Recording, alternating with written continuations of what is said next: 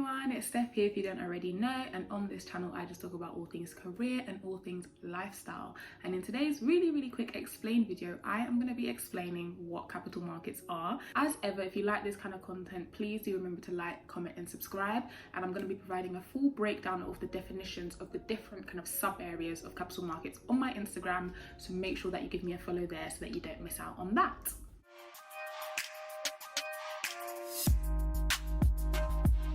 Okay, so to start off, I'm going to be looking at a definition of what capital markets is. So we've got here that a capital market is the part of a financial system concerned with raising capital by dealing in shares, keyword number 1, bonds, keyword number 2, and other long-term investments, keyword number 3. So we're going to have a look at the first two keywords first, and that's shares and bonds. Now shares, that links to what is known as equity capital markets, and bonds, that links to what is known as debt capital markets. So let's have a look at what those two types of capital markets are, what lawyers will be doing there, and most importantly, what trainees would do there to support. So the one that actually might be easiest for you to understand first of all is equity capital markets. And that's because, especially if you're someone who's keen on personal finance and you invest for yourself, you all know about the stock markets, right? So equity capital markets is all about the world stock markets. So in essence, when a private company decides to raise funding via equity, they might decide that they're going to list on a public stock exchange, i.e. they're going to go from a private company to a public listed company.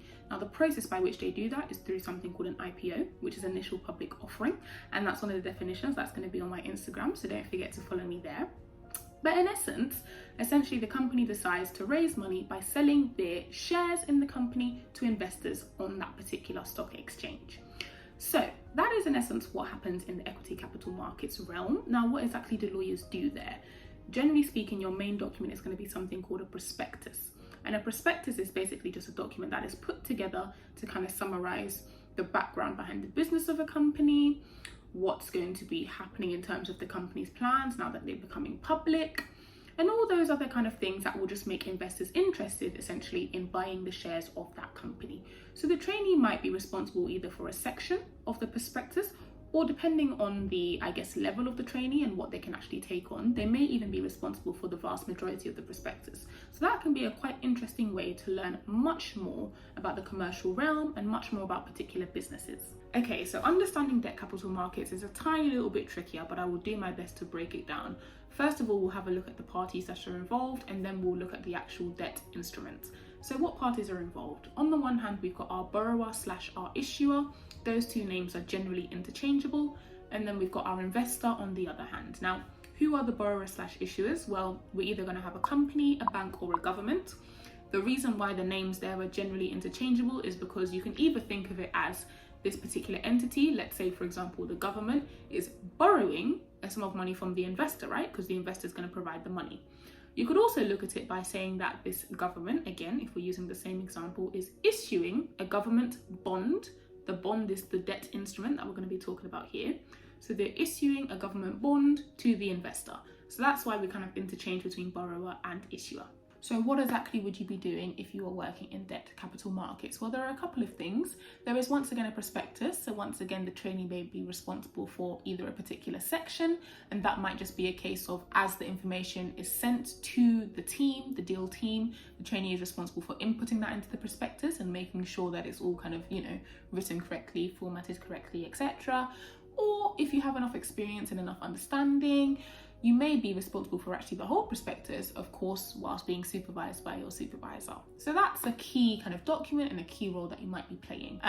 There will also be a legal opinion. Now, if you have watched a video that I did a couple of months back now, but I was talking about some of the typical kind of tasks in the debt finance team, a legal opinion was a task that we did. So there are also legal opinions here. There is also, so our main kind of document here, our main bond document, is called an indenture. Now here, depending on your experience, you're probably not going to be drafting like the initial draft of the indenture, but you may be responsible for updating it once you're kind of negotiating that and going back and forth.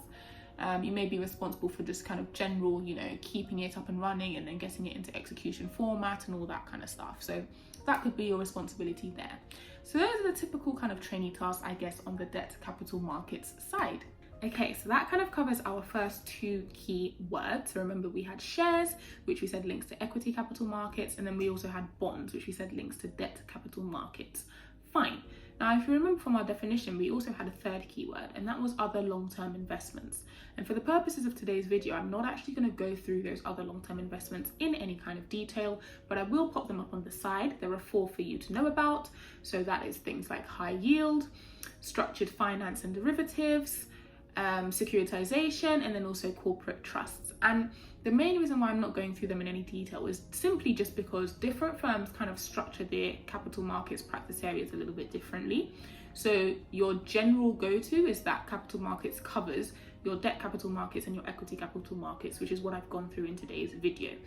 And you're going to have your typical firms like Clifford Chance, White & Case, Freshfields. They will have, you know, your capital markets practice area, which covers those 2 main things, and then probably also covers actually the other long-term investments that I just listed on the side.